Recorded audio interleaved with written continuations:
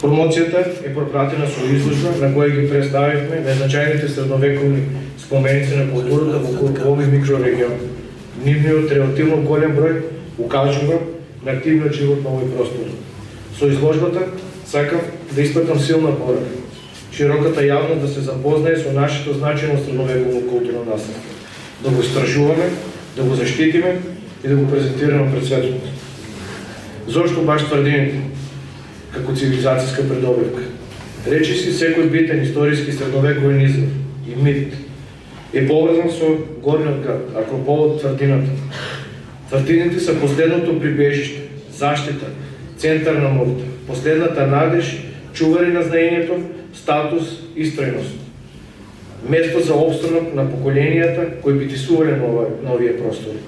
Неми маркери кои високо над нашите градови силно говорат за нашето постоење низ вековите, високо во небесата. Тврдините прибежиште, силна преградка за недозволените љубови. Мокните бедими на Троја е крена на обавата жена на своето време Елена. Љубовта е причина и за предавството на струмичката тврдина од страна на митската струна. Во тврдините се слушат молитвите на обсадените, плакот на поразените, јуришот на освојувачите. Нивните извици на победа, моментот кога се губи надежта и моментот кога се раѓа жртва за одмазда. Крик и молба за живот.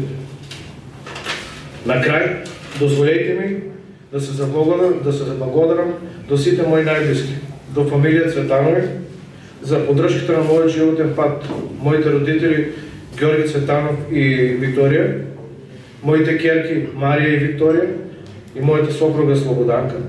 Да се заблагодарам на моите роднини, другари, колеги, пријатели за целосната поддршка во остварувањето на моите цели, можноста да ја истражувам и пишувам, да го пишувам минатото на нашиот град и на нашата земја.